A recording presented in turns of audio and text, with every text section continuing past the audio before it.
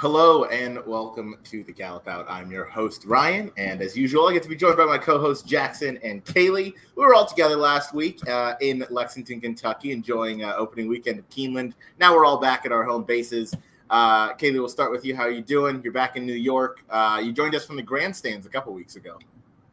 Yes, doing well. Recovered from Sunday with Torpedo Anna. All in all, it was a really good weekend. I mean, beautiful weather, you guys can attest, definitely at Keeneland. Like, that was just the best for sure. But yeah, back in New York, excited weekend, and we have some pretty good stakes races at Aqueduct this weekend as well, part of the sequence. So excited about that. Yeah, no doubt. We're covering the cross-country pick 5 for this Saturday, October 11th, with I think it's 4 stakes and 1 starter allowance race to end the day. But Jackson, how you doing? Yeah, how's it going? Doing good. Finally had a decent day for the first time in what feels like a week and a half. So that was a good thing. I cashed a ticket at Keeneland. It was a freaking miracle. I even got Torpedo Anna beat. So that's how that first weekend went. But yeah, it was a lot of fun this weekend. It's good to finally meet Kaylee and Matthew in person. We've been talking for over a year now. We haven't met in person, so that was. I know, it was pretty crazy. Yeah. Good times in Kentucky. Good times for sure. But now we're back. I'm in San Diego. Jackson's up in Orange County. Kaylee in New York, and we're going to cover this cross country as we are across the country for this pick 5. Great sequence, though. I know a couple of them are from Laurel, as Jackson whips on the screen. Jackson, we're going to start with you because I know you were a huge, advocate for us covering Laurel Park today. So go ahead and share your thoughts on this sequence. I thought it was good. I thought it was definitely one worth. No, I really did. I really thought. I think we're all going to be taught to talk about post time, obviously, because that's going to be the key if you're with or against them. If you're with them, it kind of turns into a pick 4. If you're against, then this thing's going to be pretty wide open. So you got to make a decision there. And then the other race is pretty wide open at Laurel. The race at Aqueduct is wide open, and then the Keeneland race is that where possible. So you have one race where it looks somewhat straightforward, but the rest were tough. So definitely have to make some decisions in the sequence. Yeah, this is going to be the third show in a row that we've done where we've covered a pick 5 sequence, and we all have the same single. So you hinted at post time. We are 0 for our previous 2, and prior to that, the record doesn't get much better. So hopefully we're going to reverse that trend on Saturday and get post time into the winner's circle. But we'll get into all of that. But Kaylee, we'll go to you. Belmont Stakes. We're going to be covering as well as the Grade 1 QE2 Cup from Keeneland. What were your thoughts on those races? Oh my God, I love the QE2 at Keeneland. I thought it was a really strong field and definitely have a pretty strong opinion there. I threw out Opulent Restraint at the last minute, literally 10 minutes before, because I thought about the sequence all day and I was thinking, the first leg is probably, I thought, the most wide open as well as the last leg. So I wanted to spread a little there, and then post-time singling him definitely was a help. But yeah, I ended up going a little bit skinny in the Keeneland stakes, just hammering a strong opinion there, rather than throwing in a whole bunch just because I'm scared of them like Chad Brown. So, I thought it was a fun sequence. I'm pretty excited to actually play this ticket.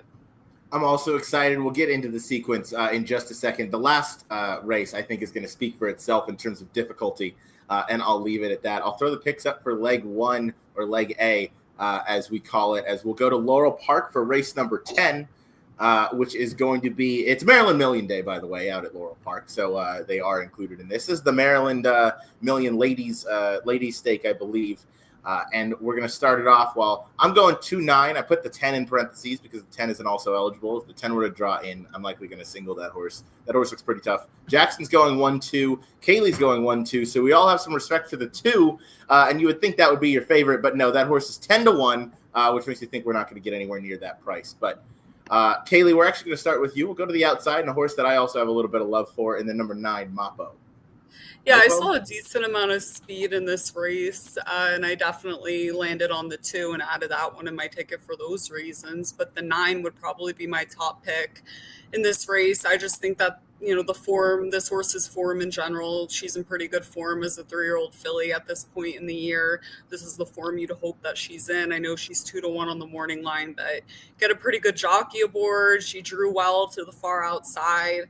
Will definitely depend if any of the A's get in, with the type of trip that maybe she can sit if that 10 draws in. But I did like the 9. I thought that figures wise and just the trip she'll take. I thought that she was a pretty good top choice in here.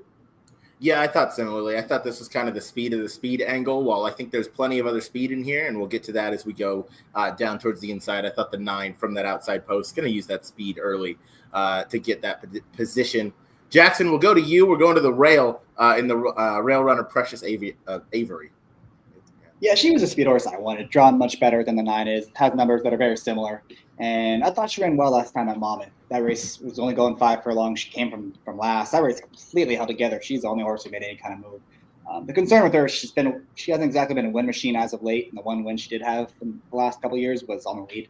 I don't know if she's getting the lead in this spot. I'm hoping they just sit the pocket with her, because if they sit the pocket, I think there's a lot of other speed. Just let those horses go and save as much ground as you can, and hopefully get a trip similar to last time. I mean, where she was able to prove she can pass horses. So I'm hoping that's a trip she gets in here.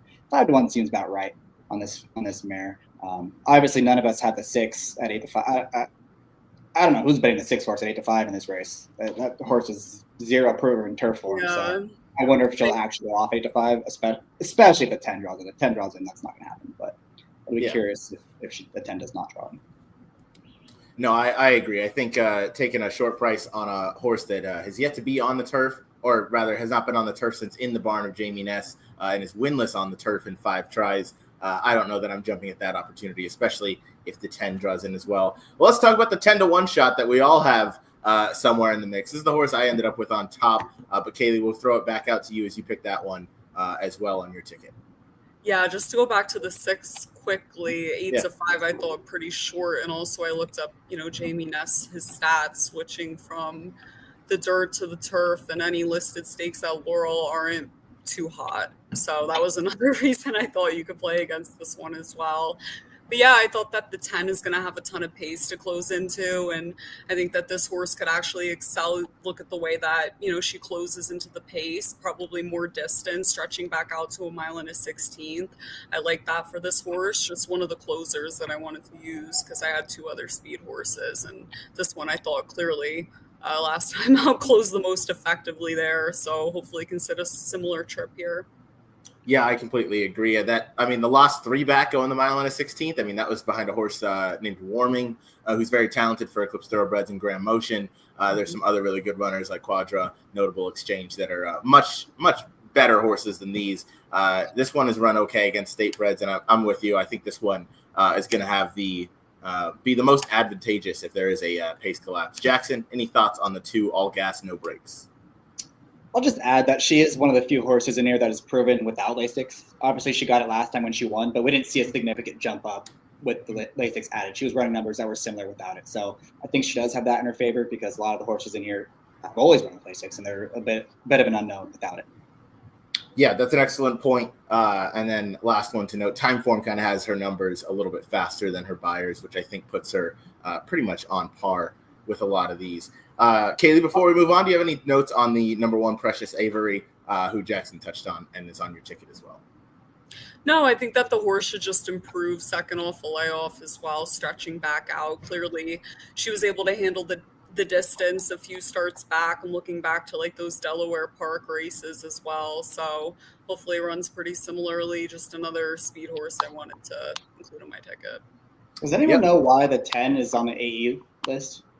That's your even money favorite. How did she get stuck out there? Is it just random draw? It's kind of bizarre. I'm not entirely sure. I got to read the conditions of the race. I know Post Time drew in, and Post Time's not a Maryland bred. Post Time drew in because there weren't enough Maryland breds in the race. So, but the 10 is a Maryland bred, so I have no idea. But it is interesting, and we'll see if the 10 can draw in. Live, Love, and Laughter, I think is the name. I went 2-9. Jackson's going 1-2. Kaylee's going 1-2-9 to kick off the first leg of the cross-country pick 5. Next, we're headed out to Belmont at the Big A. It's race number 10. It's the Grade 3 Glen Cove Stakes for 3-year-old fillies, going 6 furlongs on the outer turf. I'm going 2-3-4. Jackson 4-5-7. Kaylee 2-3-5-10.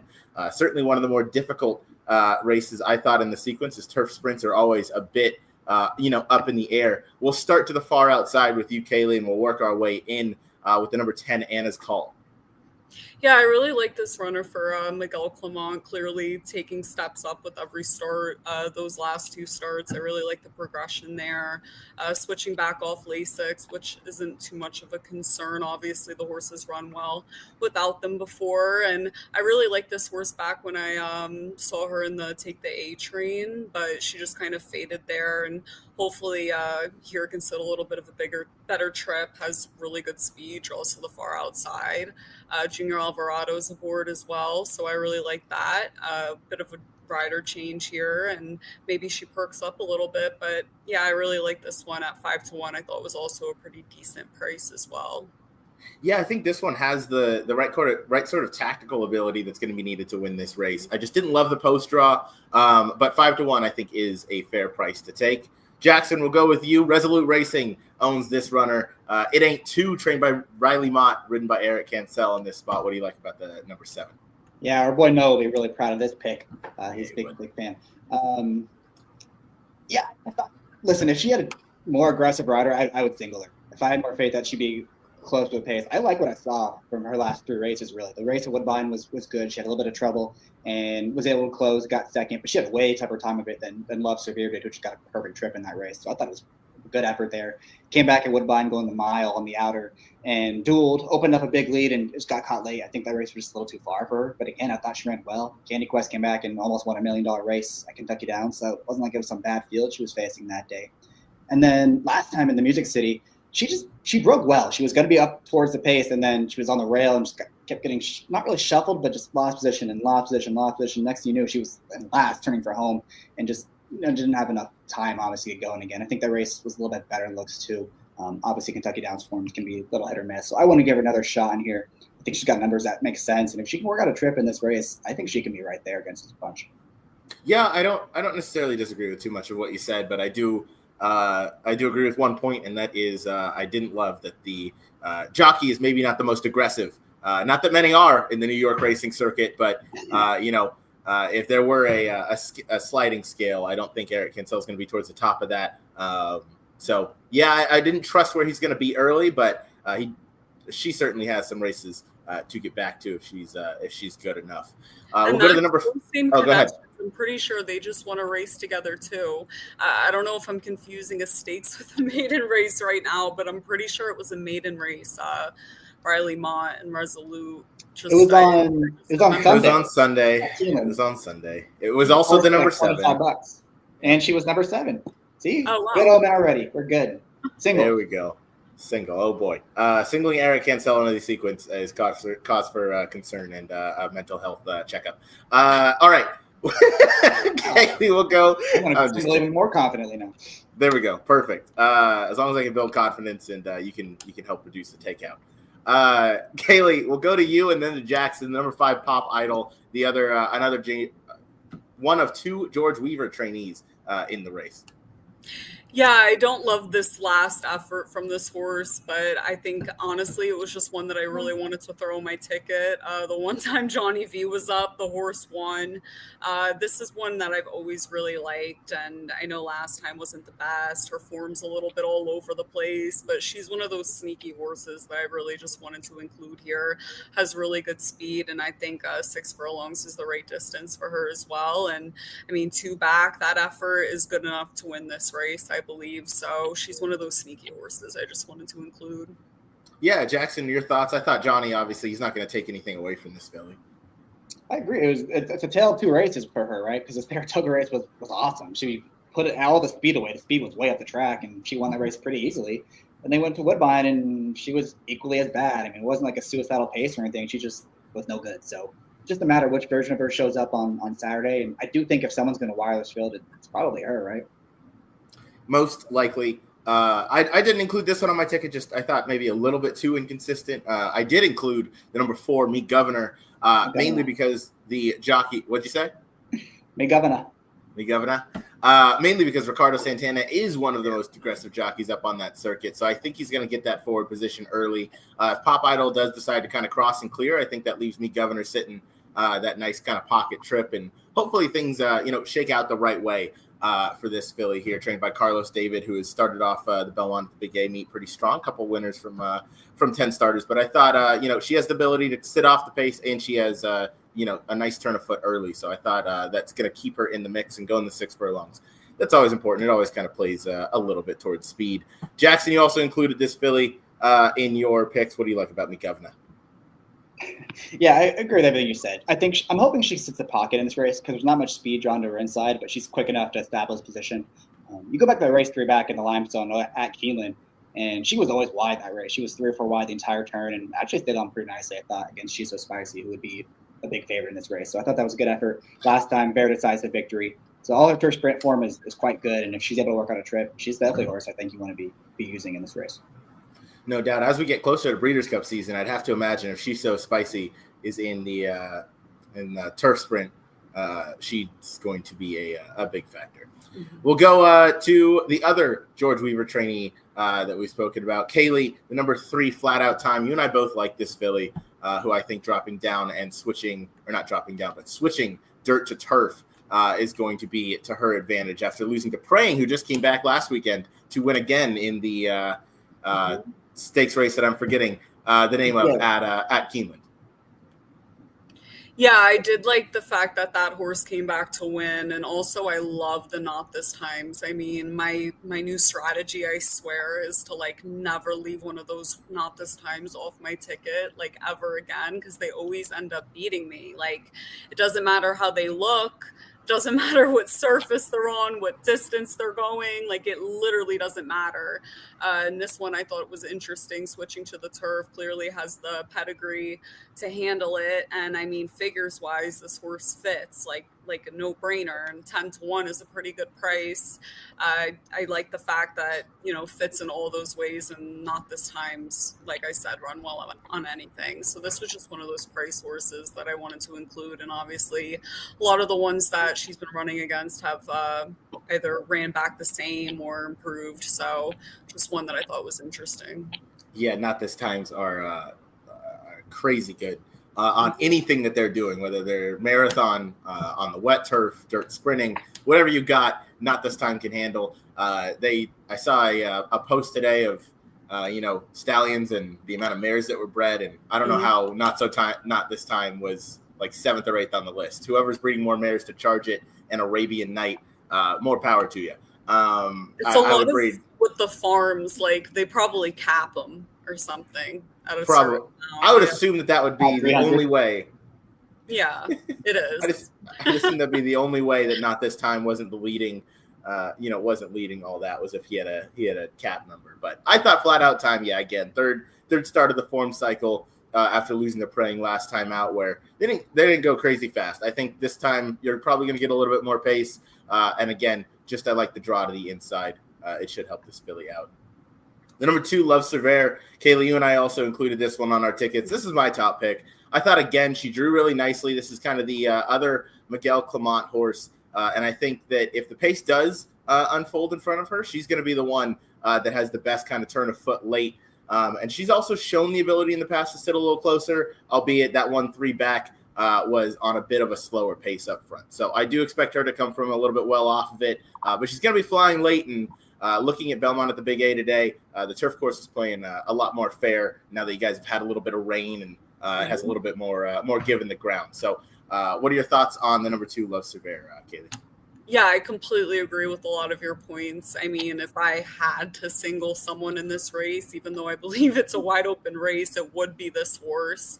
I mean, just obviously clearly the horse to beat in this race. And the more we're talking about the race, I can actually see a pretty decent pace working up. I mean, we're talking about different dynamics, like Me Governor gets Ricardo Santana aboard. The one has to break from the one hole for the first time in her life ever. Pop Idol has speed.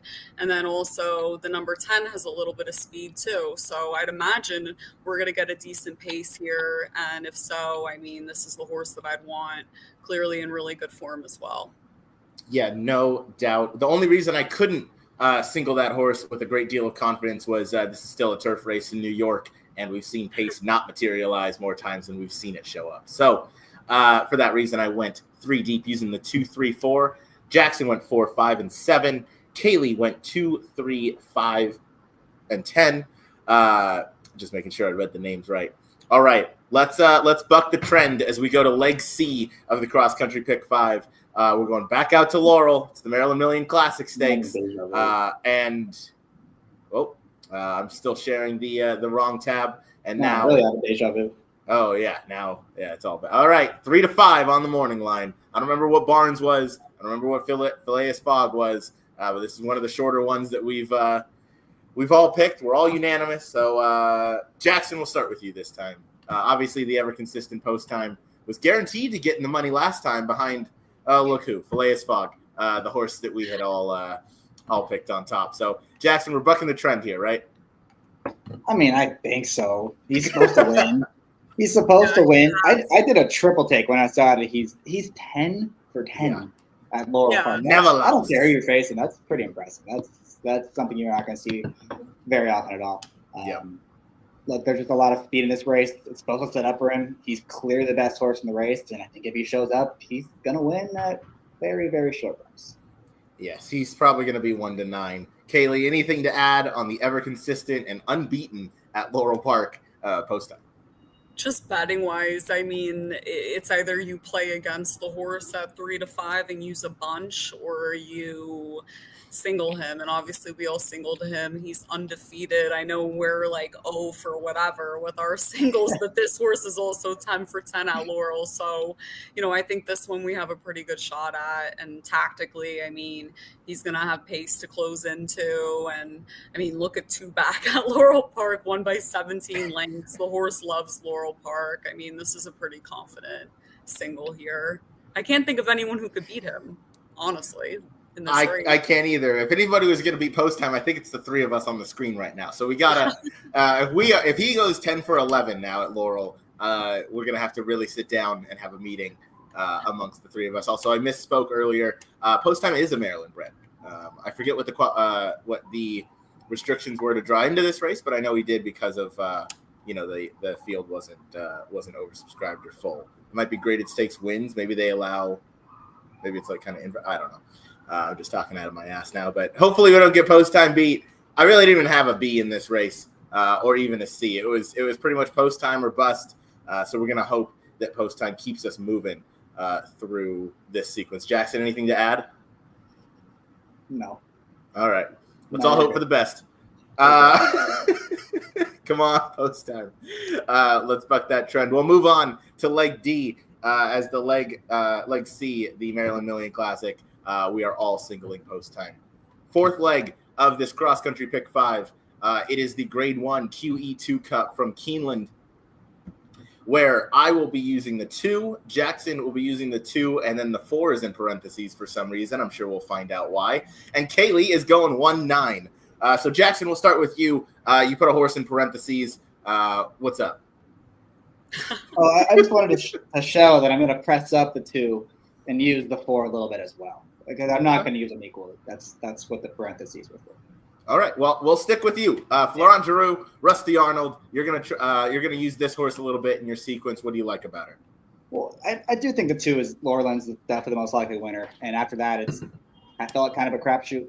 And watching back that Kentucky Downs race, I watched it back way too many times, and I'd like to admit, it just felt like those. I mean, at one point, there was like a quarter mile to go, and there were seriously 11 horses lined up across the track, like in a straight line almost. And the 2 horses that were in the clear and, didn't have trouble ran 1-2, whereas Daisy Flyer and the 7, who was the Cox horse, whose name is escaping me, they both had a ton of trouble at the inside. They just trying to weave and dodge their way in and out of horses, and they just never quite got through. But it looked like they had a ton of horses as well, and it just didn't quite work out for them. So I think Daisy Flyer, had she gotten the trip that the 2 horses on the outside had gotten, she would have been right there too. I thought the more I watched, the more I felt confident about that.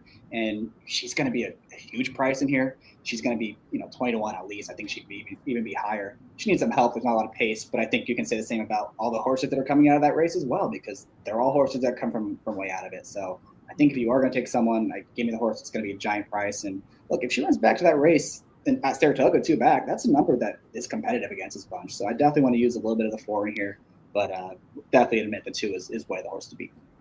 Yeah, I don't hate the points that you made on Daisy Flyer. We'll go down to talk about. Actually, we'll talk about the rail runner. Calumet is the owner.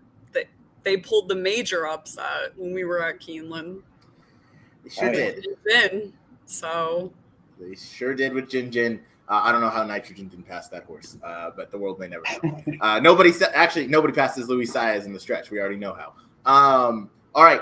Kaylee, I'm going to turn it over to you to talk about Lush Lips, who I saw last run in the Grade 1 Del Mar Oaks. While maybe not the greatest ride I've ever seen over that turf course, she did have that same late turn of foot as they came towards the finish. You're taking her back here at Keeneland.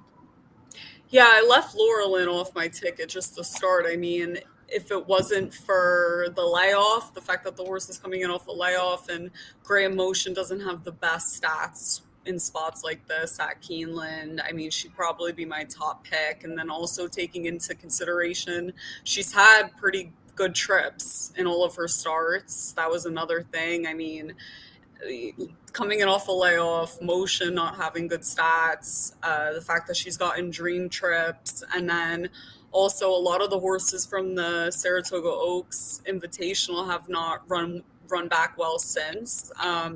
Evershed, that horse finished second, regressed 10 buyer speed figure points next time out, totally justified 14, Sigh No More 12. So, I mean, anyone who ran back regressed out of there. I viewed those as maybe, reasons to take a shot against. While I recognize, I mean, the horse is undefeated and clearly she's really good, I'm just going to take a shot here. Lush Lips is one of the horses I've always really liked, and I think that she's just starting to put the pieces together. I mean, she's improving in every start. Brendan Walsh is on fire at Keeneland. The number 9 Fiona is my top pick here, but if I thought anyone was going to upset that, I think Lush Lips. I mean, she has really good speed. I'd imagine that the 5, Opulent Restraint, is going to go out up front, and she can rate right off of that one and sit a nice trip. And, stretched out to 1 mile and an 1/8 last time, and also Grade 1 company, and ran a career best effort. So I think that she fits in well with this group, and 5 to 1's a pretty good price. Yeah, 5 to 1 on Lush Lips, and I'd have to imagine that is going to stick, as there are some other big hitters in here. You got to love the rail. Gaffleon and Walsh do very little wrong when they team up together in the state of Kentucky, and much more so at Keeneland. Jackson, let's talk about the 2 Laurel. This filly's 5 for 5, undefeated coming in. I mean, she's done nothing wrong. She's sat great trips, but she also seems like the type that, this is her 4th different racetrack and is in her last 4 starts. She's going to be most likely, she ran over good, yielding, firm. She can handle whatever. She kind of just makes her own trip, more or less. Kendrick Carmouche is in to ride. I'm singling this horse. I don't have a backup. I'm pressing up with her. What are your thoughts? Yeah, I agree. I mean, she's the horse to beat. She's gotten pretty good trips, but I will say that most recent race at Saratoga, Kendrick rode her with a ton of confidence. He didn't even bother trying to save ground at any point, and that was only a 6-horse field, and she was relatively wide throughout the race and still won very easily. So she's the horse to beat. If she runs back to that race at Saratoga, she's going to be awfully tough, and she puts herself into the race, and there's really not a lot of speed in here. I'm looking around, and it's probably the Opulent Restraint who's going to go to the front, and she just handled her pretty easily twice now. And maybe Lush Lips goes. We didn't really talk about that, Kaylee. Do you think Lush Lips is going to the front from the rail? I know she's kind of. I mean, that's really. I wonder what they're thinking, because they're probably seeing like the lack of speed in the race, and they have a pretty good shot, but it's not like it worked out too well. It only did once, going 1 mile and a 16th. I'd imagine they're probably going to want to sit off the 5, but if this race was a mile, I would like the 1 a lot more. I'm a little suspect if we're going the 9 furlongs. That's fair. I'm all about Laurel, though. She seems to be doing fantastic, as we like to say. Quickly on the 5, Opulent Restraint, Chad Brown. Joel Rosario is the listed rider. He took a pretty tough spill today, and I think the second race at Aqueduct, I believe it was David Aragona, got a text from him and said he's good. Like X-rays came back negative. Who? David Grenning. David Grenning, thank you. Wrong David. So hopefully he's back and good to go by Saturday. Would obviously love to see him back in the saddle. I thought Opulent Restraint is certainly going to take a little bit of money, but I just thought there were some others in here. And she's been beaten by the likes of Laurel and Fiona and Lush Lips. So I feel like she's maybe just not quite at the level of them, but maybe Chad Brown can have this one step up and be ready for the task. We'll go out to the 9 Fionn. Kaylee, you're including this one on your tickets. Brad Cox, Flavian Pratt. This one knocked off Nitrogen 2 back and came right back to win at the Dueling Grounds Oaks at Kentucky Downs.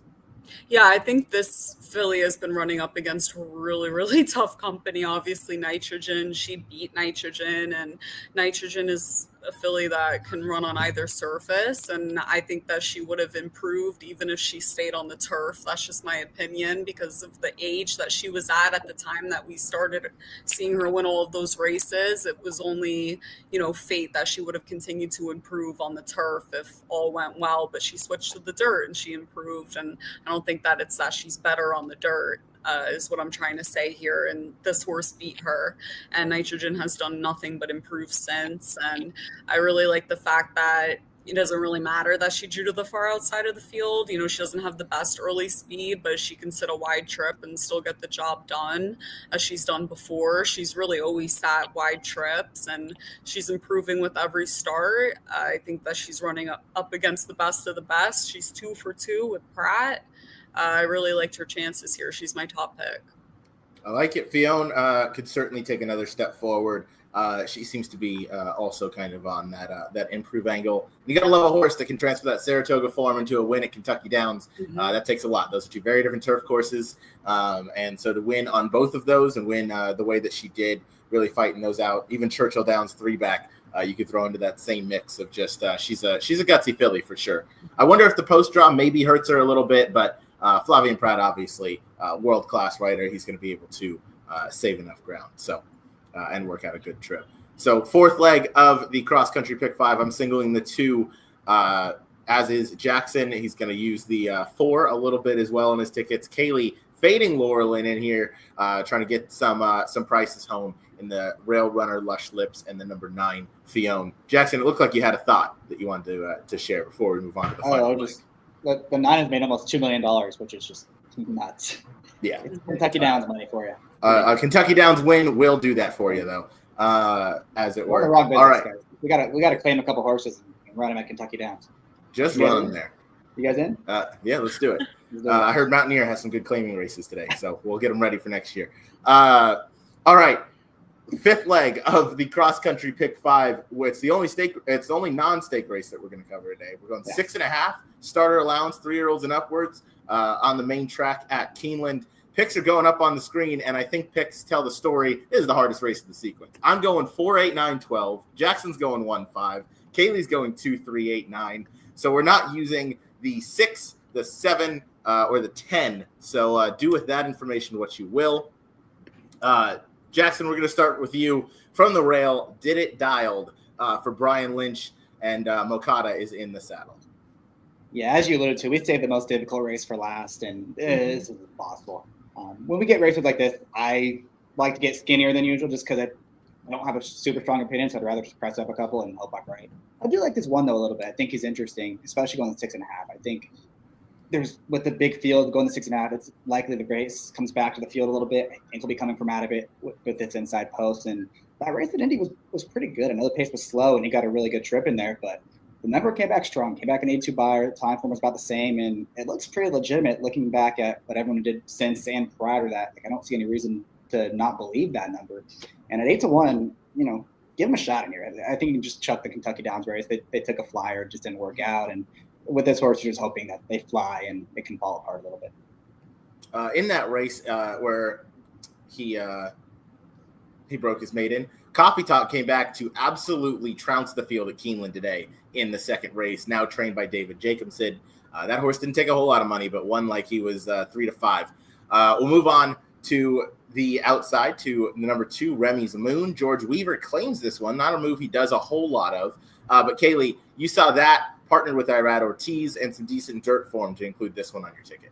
And that is exactly why I put the horse on my ticket. I mean, you're never going to get 6-1 on this horse, I don't think, but just one that I viewed as probably one of the major win contenders in the race. Obviously, George Weaver claimed him. Irad stays aboard also. Irad's been aboard for the last 2, so it's a really good sign that he stays up on this one, and obviously is riding really well at Keeneland. So this one is, it was a must-use for me.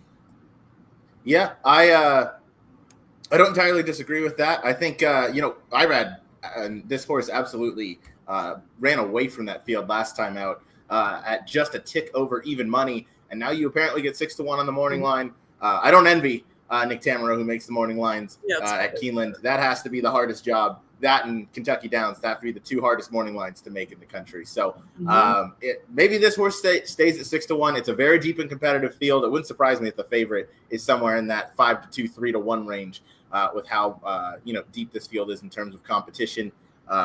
Including the number 3 Dive Bomber, who's at 9-2. Francisco Arrieta had a nice win today and a nice trip on the turf course. You picked this runner also in your pick 5. Yes, this was another one that I wanted to include. I mean, figures-wise, look at the last 3. Clearly a super consistent horse, and any of those races could beat this field today. So one that I really wanted to include. I thought 9-2 was a decent price, and I also think that the horse is going to run well at 6.5 as well. Has a really good turn of foot, and there's a decent amount of pace in here. So another one I wanted to include. Yeah, this one was a bit of a head scratcher for me. Almost threw him in my tickets that we're presenting today. And honestly, I might go a little bit deeper come race day, seeing all of our opinions right now, because I thought the 3 is interesting a little bit. I mean, they paid $400,000 when trained by Brad Cox, and this is only his 9th career race. Like, it's very possible that he's just maybe one of those late developing horses. Those last 3 races, they have to enthuse. And that last out at Churchill Downs, even though it was a restricted claimer for $50,000, he won like the favorite should in that race. So maybe he can come right back and replicate that form. I went with the number 4, another $400,000 purchase. This one, Air of Defiance, now trained by Mr. Sims. But the jockey booking is kind of why I opted to land on this one. That coupled with the cutback, I thought Saez is going to be aggressive out of there as he normally is. I don't know that this horse is necessarily the speed of the speed on paper, but winner of his last 3, he's in the right kind of form right now, and I don't think Saez is going to take anything away from this horse early. I think he likes to go to the front. I know, looking at those sprint races at Churchill Downs earlier in the summer in the late spring, he maybe didn't have that kind of sprint speed, but I think for whatever reason he's kind of found some speed given it was at lower levels. I think maybe he can come in here and be a threat towards the front end if Saez really, hustles him out of there. So I'm somewhat confident in that in a race that I'm obviously, we're all very spready in. Mm-hmm. Jackson with an ode to Michael Jackson and Thrilla. First off the claim, Dale Romans, rather. You threw this one on your ticket. Yeah, I can't take full credit for this pick. A buddy of ours, told me on Tuesday he loves this horse. And the last time that same buddy told me about a horse on Tuesday, the horse won by about 8 lengths last weekend. So pretty sharp guy. Going to give this horse a shot in here. What's interesting most about this horse is Dale Romans does not claim any horses. This is the only horse Romans has claimed in the last 18 months or so. And I believe it's over the last 3 years, he's 4 for 9, 4 for 10 first off the claim in the last 3 years. So he does very well from a limited sample size. And obviously the last 2 races leave a little to be desired, but you go back 3 and 4 back, he ran numbers that are plenty good enough to win this thing. They bring him back and protected. They gave him a little bit of time after those poor efforts, and he's a horse that can be fourthly placed, but doesn't need to lead. So I think there's a lot to like about this horse, and he's definitely one I want to use on my tickets at a big number. Oof, yeah. Look at that last work. Look at the way the horse – yeah, I'd probably have to include this one. I mean, you sold me just with the tip about your friend, but look at the way the horse has been working. Yeah, it's training well. And, they like to win here. These connections do. They like to win at Keeneland. Yes, they do. That's an excellent point, and I'm certainly not going to talk you off a 20-1 shot in a horse in a race that is extremely wide open. I mean, 3 back over this racetrack, finished second to Gunmetal, who was in pretty good form at the time. Third place in that race was Retribution, who came right back on. He won a stake at Preakness weekend up in Pimlico, and then I think came right back after that and won at Parks, if I'm not mistaken. So Retribution obviously flatters the form, but yeah, you mentioned it. 3-4 back. For Dale Romans, who doesn't, claim a whole lot, this horse could certainly be a big factor. Uncle William is on none of our tickets, but it's Jacobson and Tyler Gaffleone. So, there's always a chance that something crazy happens. Yeah. We didn't use the 7 either. This one's Jose Camejo, Axel Concepcion, some fairgrounds we didn't use the 6 or the 7? What's up with that? We didn't use the 6. Oh, hey, look at that. We didn't use the 6 or the 7 in this race. The 7, a little bit tougher to have, but Jackson just made a point for a 20-1 shot. So, hey, why not? The number 8 Pineland, trained by Lindsay Schultz, ridden hopefully by Joel Rosario. Kaylee, I'll go to you, as you and I both use this runner owned by Shortleaf Stables in our ticket.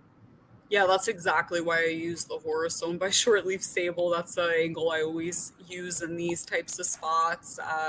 Shortleaf wins a lot of races at Keeneland, and Lindsay Schultz also won one today, owned by Shortleaf. So that was another thing I noted later in the day. But I did like the fact that this horse is switching back to the dirt as well and fits from a figures perspective. And I think maybe can even perk back up switching back to the dirt. So I like the fact that Joel Rosario is aboard. Obviously we don't really know what's going to happen, but I'd imagine that this one, the connections regardless, there's one that I just did not want to leave off my ticket. They win a lot at Keeneland. I'm with you. The ownership group, of course, wants to win, but I thought this one is just, if anything, this runner is very consistent. Maybe it doesn't find the winner's circle as much as I would like, but has been consistent, whether dirt, turf, routing, or sprinting. So I want to give this one another chance in a race where I think he's going to sit kind of that right sort of trip where he's going to be stalking the pace. And I just hope that he's kind of the one that's in front at the finish.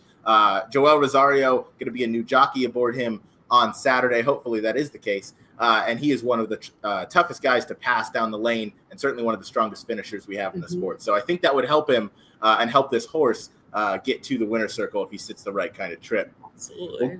We'll go to the number 9, Count the Brave. You and I both use this one. This is the first David Jacobson runner. The 6 would technically be the other. Switched into the barn 2 back and last finished second by a neck. Then last out in the $80,000 Nom 2 Lifetime. Went wire to wire in a 7-horse field.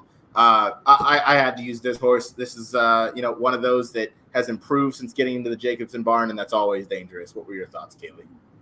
Yeah, I completely agree. Obviously, David Jacobson, I don't really want to be knocked out by this horse whatsoever. Clearly he's been able to wake the horse up, and Jose Ortiz stays aboard as well. And that 86 last time out is, I'm pretty sure, the best figure anyone in this race has ever run. And this one ran it last time out. So I'd imagine he's in pretty good form for Jacobson, and also has really good speed and, won at this distance last time out as well. So a lot to like about this one. I agree. Yeah, Count the Brave looks to be in good form. Drew nicely to the outside. We did not use the number 10, Good Lord, anywhere. First off the claim for J.K. Sweezy, who's 11% with this move.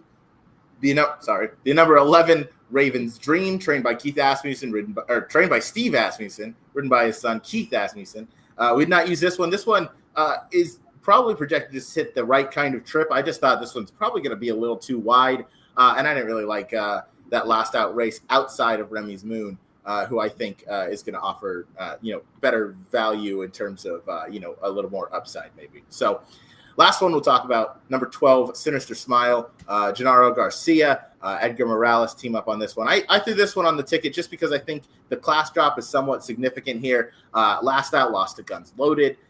2 back to Big Truz, 3 back to Big Boat, who I think Jackson is a big fan of, has just faced so much better than these. I thought maybe he's going to get woken up a little bit on the class drop. I don't necessarily know where I would expect to see him early. I know he does have some speed that he's shown in the past, so maybe Edgar can be a little bit aggressive out of there. I know he's had a bit of a cold start to the Keeneland meet, but he can certainly heat up. This horse has really done nothing wrong. He just kind of has to get his stuff together and finish off some of these races. So hopefully he can get forward. That's kind of where his success came when breaking the maiden at Churchill Downs. So I'm hoping he can kind of get back to that effort, because that 85, as we just talked about, I think that's about second best in this field behind the Jacobson runner. So there's Sinister Smile on my tickets. You guys made some excellent points for a lot of your horses, though. And Alex Suarez has joined us to say go Birds. They do play in about an hour or less, actually, about 30 minutes. That is the 5th leg of the cross country pick 5. Real quick, I am going 4, 8, 9, and 12. Jackson is going 1, 5. Kaylee's going 2, 3, 8, 9. I'll throw the full tickets up on the screen and I'll just talk through it real quick. I am going 2, 9 in the first leg, 5, followed by 2, 3, 4 in leg number 2. That is the graded stakes at Aqueduct. Then I'm going to single Post Time. I'm going to come right back and single Laurel in the QE2 Cup. And I'll go on this ticket 4 deep with the 4, 8, 9, and 12 in the last leg. But honestly, after listening to you guys, I'm including the 1, 2, 3, and 5 in that ticket as well. Maybe I trim down the second leg a little bit, press it up a bit. But you guys made some good points, and that last race is completely wide open. At that point, bro, just go all. Yeah. 10 yeah, 12. probably. You're gonna use 10, I got to use man. 6, 7. Might as well throw the 10 in there. Throw the 11. Yeah.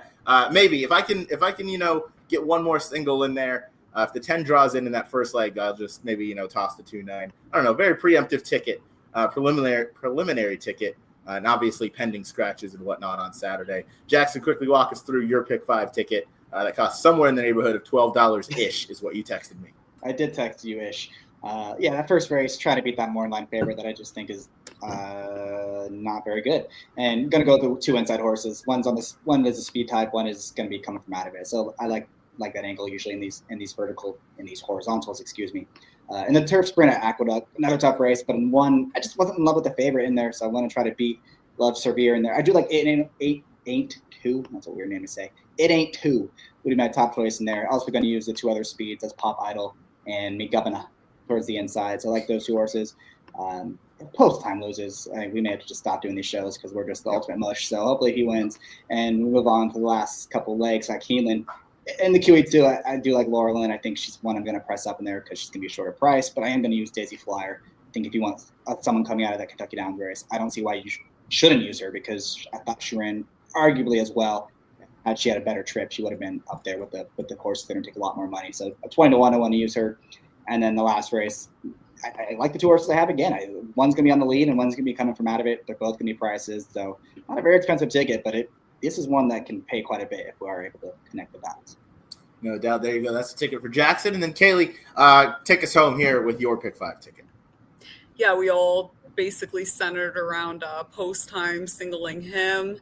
I mean, if he loses, I really don't even know what our punishment should be because that would be absolutely insane. But definitely centered it around him and spread in the races that were a little spready, like the last leg, and the first one was tough, as well as the stakes at Aqueduct is pretty wide open. And then I have a pretty strong opinion in the QE2. I really love Fiona, and I also love Lush Lips a lot. So definitely hoping that one of those 2 can get the job done, and that Laurel doesn't knock me out there because she is a really good filly. But all in all, excited to play the sequence. I thought it was a good one.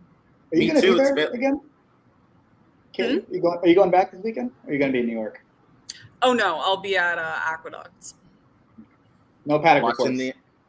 Paddock reports, but watching the Glen Cove. Yeah, so we'll get paddock report for that. All right, guys. That's the cross-country ticket for this Saturday, October 11th.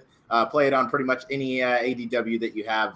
But since Kaylee's here, play it on Naira Bets because why not? Yeah, exactly. Yeah, there you go. So there you go. Thanks everybody for watching. We do appreciate it. We'll be back next week. To everybody that tuned in on X, go ahead and follow us at the Gallop Out on YouTube, and we'll see you next week when we cover It's a Mystery. You'll have to tune in and pay attention. But have a good night. Good luck.